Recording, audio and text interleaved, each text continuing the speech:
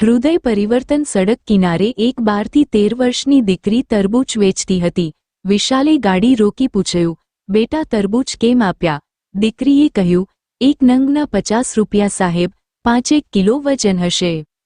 પાછળની સીટ પર બેઠેલી તેની પત્ની ભાવિકાએ કહ્યું, આટલા મોંઘા, ચાલો આગળથી લઈશું। વિશાલે કહ્યું, ક્યાં મોંઘા છે? બજારથી તો તું 20 રૂપિયા કિલોમાં લઈ આવે છે। ભાવિકાએ કહ્યું, તમને ના ખબર પડે, મને ભાવતાલ કરવા દો।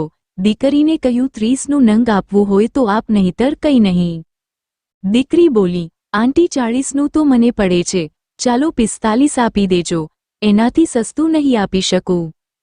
ભાવિકા બોલી, ખોટું ન બોલ, દેખ તારો નાના ભાઈ જેવો છે, એના માટે થોડું સસ્તું કરી આપ। આમ કહી પોતાના ખોળામાં બેઠેલા 4 વર્ષના દીકરા તરફ ઈશારો કર્યો। સુંદર બાળકને જોઈને દીકરી ગાડી તરફ આવી, ગાલ પર હાથ ફેરવી કહ્યું, સાચે જ મારો ભાઈ ખૂબ સુંદર છે આંટી।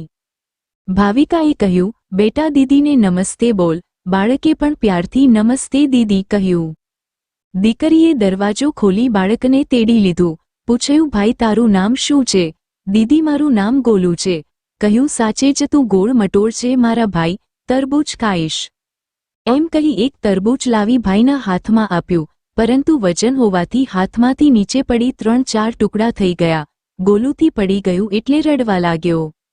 બેન બોલી, અરે ભાઈ રડ નહીં, હું બીજું લાવી આપું, એમ કહીને રેકડી પર લેવા ગઈ। ત્યાં સુધીમાં ભાવિકાએ ગોલુને અંદર લઈ લીધો, દરવાજો બંધ કરી દીધો। દીકરી આવી ખુલ્લા કાચમાંથી તરબૂચ આપતા બોલી, લે ભાઈ આ મીઠું નીકળશે। વિશાલ આ બધી હરકત જોઈ રહ્યો હતો।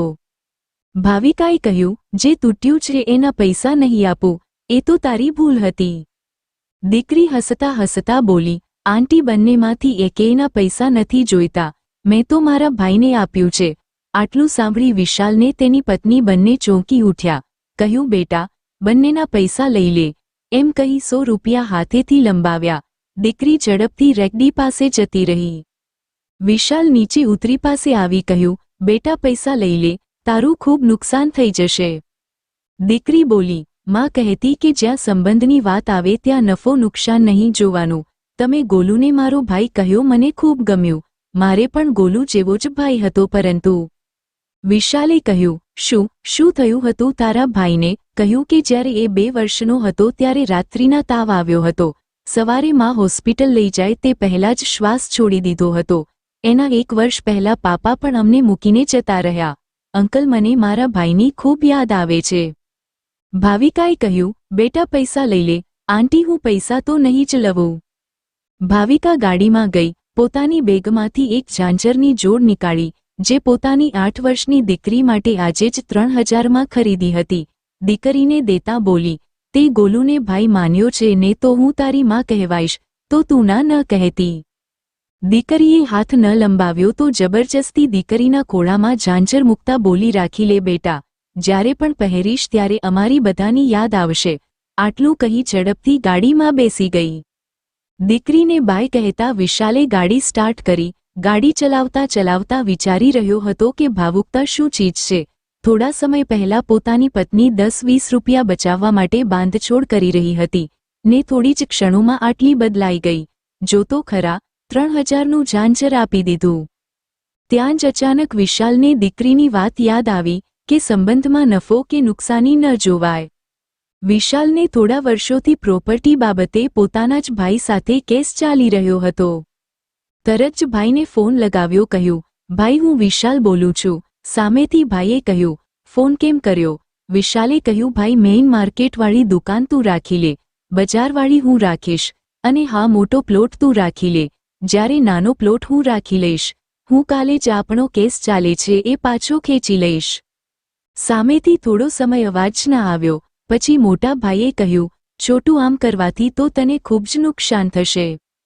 ત્યારે વિશાલે કહ્યું, આજ મને સમજાયું છે કે સંબંધમાં નફો કે નુકસાન ન જોવાય, એકબીજાની ખુશી જોવાની હોય। ફોનમાં સામેથી એકદમ ખામોશી છવાઈ ગઈ। થોડી ક્ષણો પછી વિશાલને સામેથી મોટા ભાઈનો રડવાનો અવાજ સંભળાયો। વિશાલે કહ્યું, રડી રહ્યા છો ભાઈ?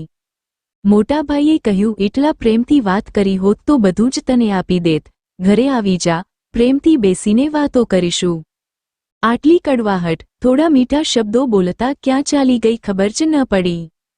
કાલ જો 1 ઇંચ જમીન માટે લડતા હતા, એ આજ બધું જ દેવા તૈયાર થઈ ગયા. ત્યાગની ભાવના રાખીએ. અગર હંમેશા દેવા માટે તત્પર રહીશું તો સામેવાળાનું હૃદય પરિવર્તન થશે જ. સંબંધમાં ક્યારેય નફો કે નુકસાન નહીં જોવાનો. मित्रों, अपनों को करीब रखने के लिए अहंकार छोड़कर निष्पक्ष प्रेम करना पड़ता है. कुदरते बे ज मार्ग राख्या छे. काम तो आपीने जाव, नहीं तो मूकीने जाव. साथे लई जवानी कोई व्यवस्था नहीं, पण मानस मानवा तैयार नहीं. आ वार्ता गमी होय तो लाइक करशो. दररोज नवी वार्ता सांभळवा माटे चेनल ने सब्सक्राइब करशो.